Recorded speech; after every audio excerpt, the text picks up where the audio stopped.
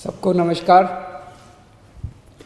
2 दिन पहले मैंने दिल्ली के लोगों से सुझाव मांगे थे कि अस्सलाम वालेकुम नाजरीन, KBN न्यूज़ चैनल में आप तमाम का तहे दिल से इस्तकबाल है।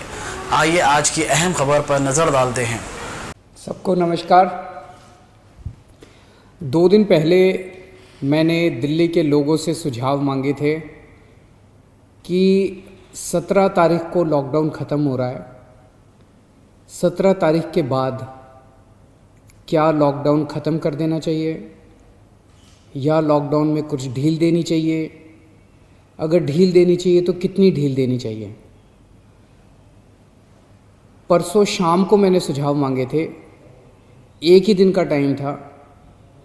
एक दिन का टाइम इसलिए था क्योंकि सोमवार को प्रधानमंत्री जी ने देश के सभी मुख्यमंत्रियों के साथ मीटिंग की थी और प्रधानमंत्री जी ने सभी मुख्यमंत्रियों को कहा था कि भाई आप अपने राज्य में 17 तारीख के बाद कितनी ढिलाई चाहते हैं, अपना प्रस्ताव मुझे 15 तारीख के पहले पहले भेजिए।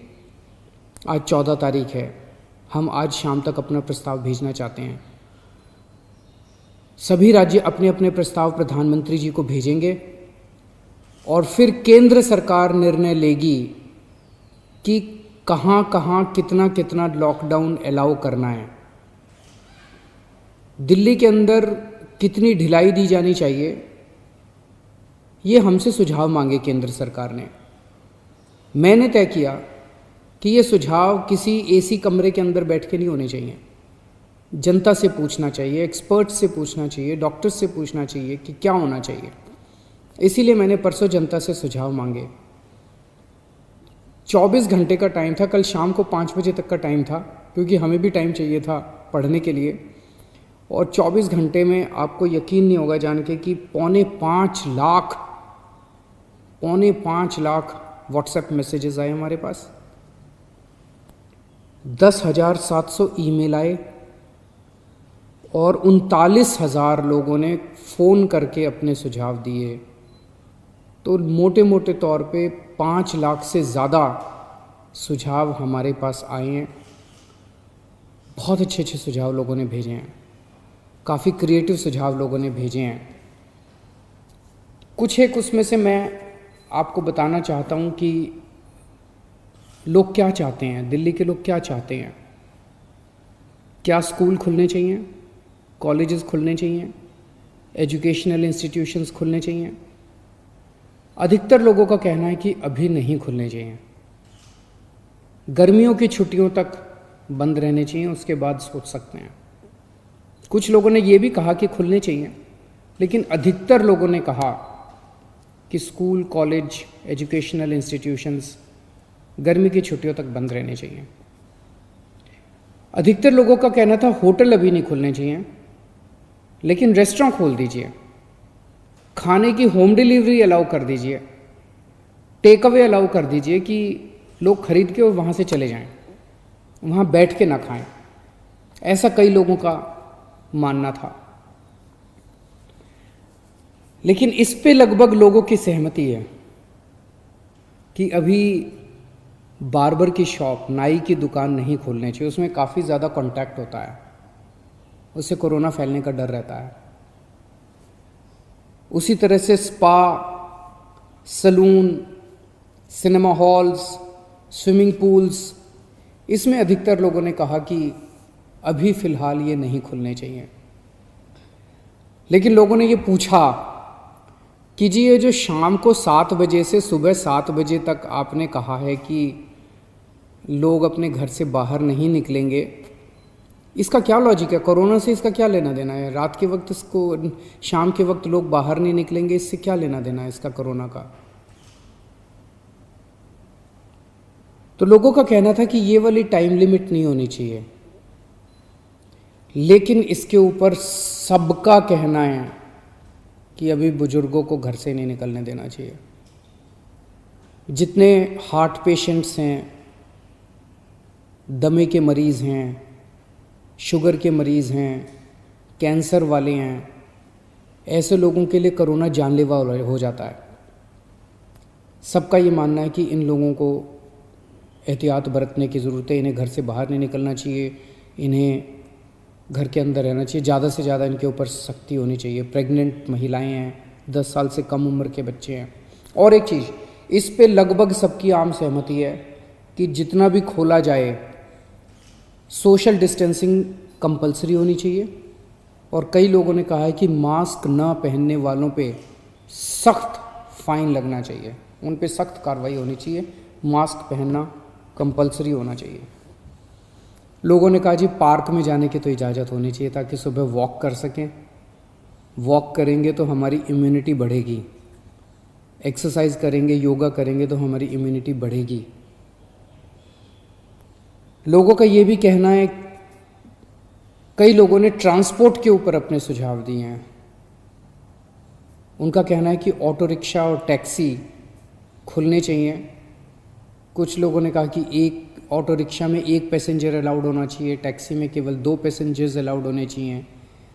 हर सवारी के बाद वो डिसइंफेक्ट करें। अधिकतर लोगों ने कहा कि बसें खुलनी चाहिए, लेकिन सोशल डिस्टेंसिंग के साथ। बस में 20-25 से ज़्यादा सवारियां नहीं होनी चाहिए, क्योंकि लोगों को अभी जैसे पिछले हफ्ते जब लॉकडाउन 3 के दौरान अभी प्राइवेट और गवर्नमेंट ऑफिसेज को खोलने की इजाज़त दे दी गई, तो लोग कह रहे हैं कि इजाज़त तो दे दी लेकिन जाने के लिए साधन तो नहीं दिया ना, सबके पास अपने प्राइवेट व्हीकल तो नहीं है ना, तो लोग जाएंगे कैसे? बसें नहीं खुलेंगे तो जाएंगे कैसे? तो लोगों का कहना है कि कुछ हद तक बसें अलाउ होनी चाहिए कम सवारियों के साथ। कुछ लोगों का कहना है कि मेट्रो भी लिमिटेड तरीके से खोलनी चाहिए, पूरी नहीं खोलनी चाहिए। उसके ऊपर लोगों ने तरह तरह के सुझाव दिए। लिमिटेड तरीका का क्या मतलब हो सकता है? हमारे पास मार्केट एसोसिएशंस के खूब सुझाव आए हैं, कई सारी मार्केट एसोसिएशंस ने सुझाव भेजे हैं, और अधिकतर मार्केट एसोसिएशंस का ये कहना है कि मार्केट और मार्केट कॉम्प्लेक्स खुलने चाहिए। उन्होंने कहा जी ऑड इवन करके खोल दो, एक दिन आधी दुकानें, दूसरे दिन आधी दुकानें। कई लोगों ने कहा कि कई लोगों ने सुझाव दिया कि मॉल्स खुल सकते हैं, 1/3 शॉप्स खोल दो, आधी शॉप्स खोल दो मॉल्स के अंदर, लेकिन शॉपिंग मॉल्स भी धीरे धीरे खुलने की तरफ बढ़ने चाहिए। हमारे पास बहुत सारी इंडस्ट्री एसोसिएशंस के सुझाव आए। इनमें से कई इंडस्ट्री एसोसिएशंस के बाद साथ मार्केट एसोसिएशंस के साथ वीडियो कॉन्फ्रेंस भी हुई। अलग अलग तरह की इंडस्ट्री एसोसिएशंस का कहना है कि इंडस्ट्रियल एरियाज़ खुलने चाहिए। वैसे तो अभी फ़िलहाल भी इंडस्ट्रियल एरियाज़ खुलना अलाउड है। कंस्ट्रक्शन की एक्टिविटीज़ अभी फ़िलहाल अलाउड है कि वहीं पे आसपास रहने वाले मजदूर ही अलाउड होने चाहिए, लेकिन उन्होंने कहा कि मजदूर तो दिल्ली में जगह जगह रहते हैं, तो दिल्ली के मजदूर अलाउड हों ऐसी व्यवस्था की जाए। लेकिन कंटेनमेंट जोन में जो रेड जोन्स हैं दिल्ली के अंदर, कंटेनमेंट जोन्स के अंदर किसी भी तरह की एक्टिविटी अलाउ नहीं होनी चाहिए। बहुत अच्छे अच्छे सुझाव हमारे पास आए हैं। 24 मार्च को पूरे देश में लॉकडाउन लगा था, 1.5 महीना हो गया। इस 1.5 महीने के अंदर लगभग सारा देश बंद था, पूरी दिल्ली बंद थी। बंद करना तो आसान था, खोलने में बहुत मेहनत करनी पड़ेगी, अर्थव्यवस्था को खोलने में बहुत मेहनत करनी पड़ेगी। लेकिन मेहनत तो हम लोग करते हैं, सब लोग मेहनत करते हैं। आने वाला समय काफ़ी कठिन समय है। आपके सुझावों के आधार के ऊपर आज शाम को 4 बजे एलजी साहब के साथ हमारी दिल्ली की स्टेट डिज़ास्टर मैनेजमेंट अथॉरिटी की मीटिंग है। आप लोगों ने जितने सुझाव भेजे हैं, इन सभी सुझावों के ऊपर शाम को 4 बजे वाली मीटिंग में चर्चा होगी, और उसके बाद दिल्ली में कितनी ढिलाई दी जाए, हम अपने प्रस्ताव बना के केंद्र सरकार को भेजेंगे। केंद्र सरकार फिर पूरे देश के बारे में निर्णय लेगी कि किस राज्य के अंदर केंद्र सरकार कितनी ढिलाई देने का निर्णय लेती है। इस वक्त पूरे देश के अंदर डिज़ास्टर मैनेजमेंट एक्ट लागू है, जिसके अंदर केंद्र सरकार को काफ़ी पावर्स हैं कि वो स्टेट गवर्नमेंट्स को सीधे डायरेक्शन देती है कि कौन सी स्टेट गवर्नमेंट को क्या काम करना है। तो जो केंद्र सरकार आदेश देगी अगले 2-3 दिन में हम लोगों को पता चलेगा। उसके आधार पे सोमवार से दिल्ली के अंदर अलग अलग एक्टिविटीज़ शुरू होंगी। जो भी एक्टिविटीज़ शुरू हों, एक चीज़ का ख्याल रखना है, सोशल डिस्टेंसिंग का फॉलो करना है, हमेशा मास्क पहन के घर से बाहर निकलना है, और ख़ास तौर से अपने बुज़ुर्गों का, प्रेग्नेंट महिलाओं का और जो कोमोर्बिडिटी वाले लोग हैं उनका ख़ास तौर से ख्याल रखना है। नमस्कार।